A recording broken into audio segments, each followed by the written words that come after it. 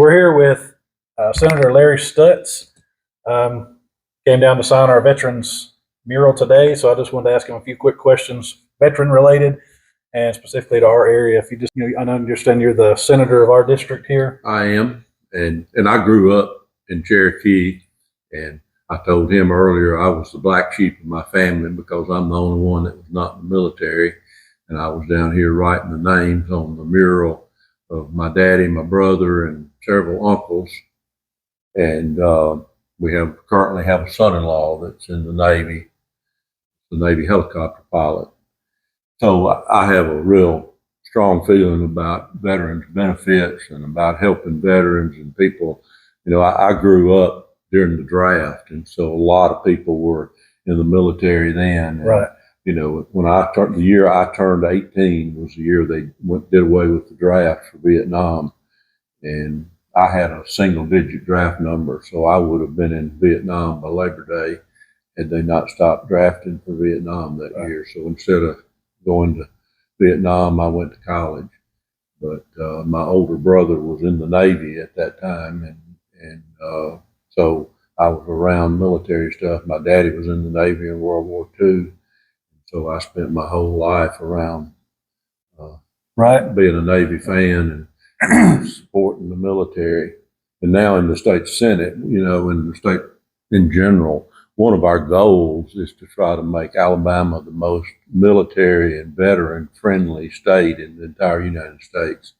And we're close. We're in the top 2 or 3, depending on what you look at. I think we've tried to do several things, like for military families in general, making the spouses of somebody that's in the military immediately eligible to enter the workforce in Alabama. So like if you're a teacher and you have a teaching certificate from another state and your spouse gets transferred to a military establishment in Alabama, you're immediately, we've done all this, you're immediately available. You don't have to do your reciprocity with your license. And it's not just for teachers, it's for like physical therapists, for nurses, for whatever. So you get immediate, if you're a military family, excuse me, and you're licensed in another state, you get immediate reciprocity in the state of Alabama for a job here.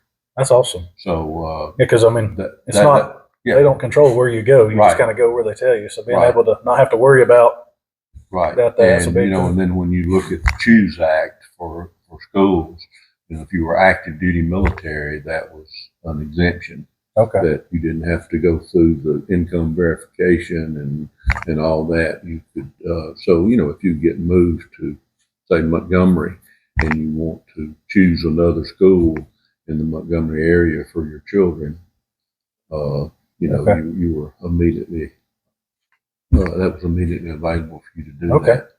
So we've tried to do several things like that. One of my personal goals is to get a full-time veterans benefit office in Colbert County. Right now we piggyback with Lauderdale County. Right. It's less than 10 counties in the state that don't have their own office. And so I'm hoping with the new administration coming in this coming year that we'll be able to get that done for Colbert County and have a full-time veterans benefit office in Colbert County.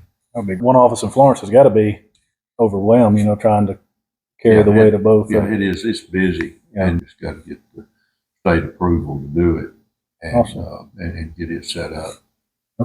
When you walk around out here and look at this wall, you realize how many people from Cherokee, from a little town like this, have served in the military. And like I said, the people right ahead of me in high school, a bunch of them went to Vietnam, right, and several people all along with me in high school enlisted right out of getting out of high school.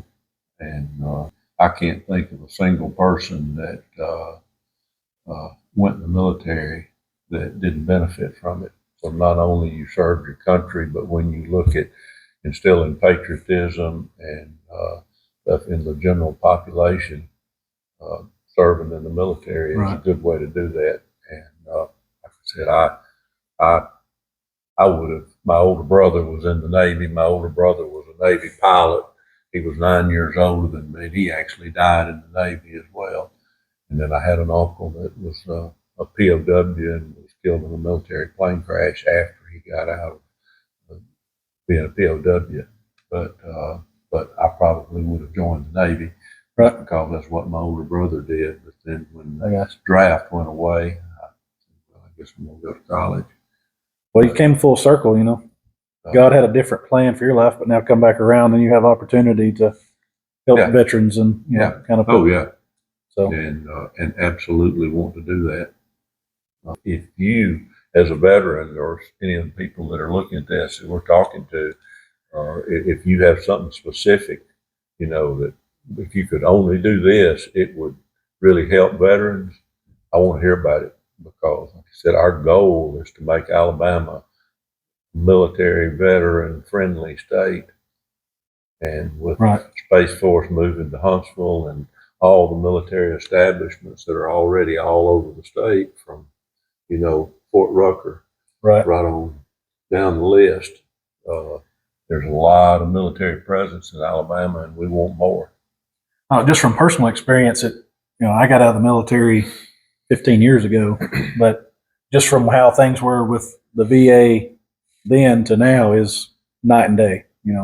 Used to took a whole day to go to the Birmingham VA hospital. By the time you drive down there and shuttle over and appointment, shuttle back and drive back home. And now with the Mission Act, being able to see civilian doctors locally, more so I feel like for the older veterans that a day trip to Birmingham is just kind of out of the question for them. They might have to have somebody to drive them or take the van. I know the Sheffield Clinic takes a van, sometimes down there, but just the convenience has made a big difference. I mean, you ought to be able to get all your care locally.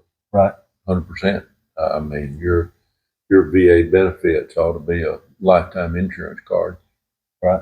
I mean, a lot of people don't take advantage of that. They don't understand, and I think we need to push that more out. That these benefits are available. It's certain benefits that are there for you because of your service. It's not. I don't have anything else, but I appreciate you taking a couple minutes and. Well, I appreciate you offering this opportunity. Well, I didn't know that I was going to interview the senator on our second little video, but it's pretty neat. So I appreciate it. I'm glad I came to Cherokee today. I said I'm down here several days a week, but I'm glad that this worked out for Karen to ask us me to come by the studio here.